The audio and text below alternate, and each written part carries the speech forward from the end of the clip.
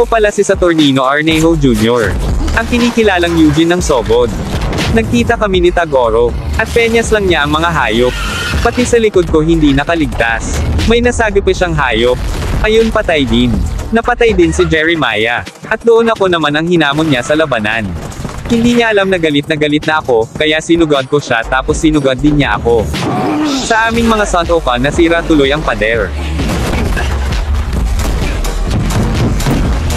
At sumantok sa Taguro sa akin, buti nakailag ako tapos wasak ang sahig. Titirahin ko sana ng Regan pero ang bilis makatalon kaya hindi ako makatira kasi sumipa siya sa akin, buti nakailag ako. Kumuha siya ng isang bagay at binato sa akin at nahirapan akong tumayo at buti dumating si Vincent. Siya ang sumalo gamit ng espada niya at bumalik ang kanyang binato sa kanya.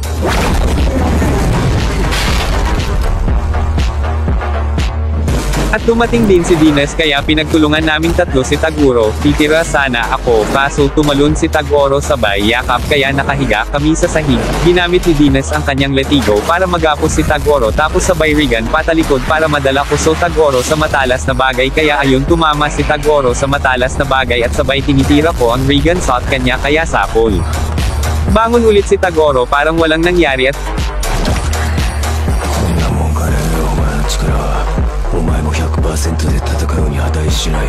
sinakal niya si Vincent. Kaya ako nagalit kaya tumakbo ako sabay talon at suntok sa moka ni Taguro. Ginamit ko na ang aking buong lakas at galit na tumama sa moka ni Taguro at hindi siya makatama sa akin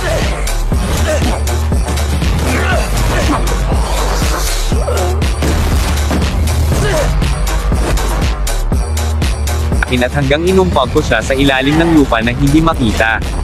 At doon lumabas siya na nakahubad kasi ipinakita na ang kanyang 100% lakas kaya nagbago ang anyo niya. At binato niya ako gamit ang kanyang daliri tapos sabay ilag ako. Pero tumama din sa akin. Kaya nagalit ako sabay lipad at suntok pero tinamaan ang sa kanyang binato kaya napa-atres ako.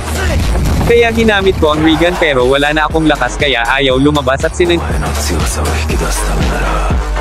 suntok ni Tagoro ang tiyan ni Vincent habang ako nakatingin na galit at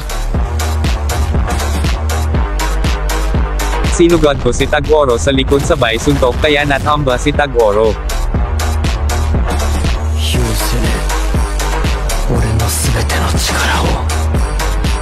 At tinotok ko ang Regan kay Tagoro ng buong lakas at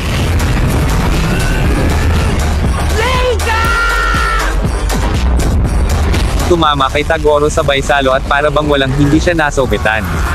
Pero doon na pala siya bumagsak at namatay. Doon nagtatapos ang ating kwento. Salamat sa panunood. Palihog ug like, follow ug share. Salamat. Bye bye.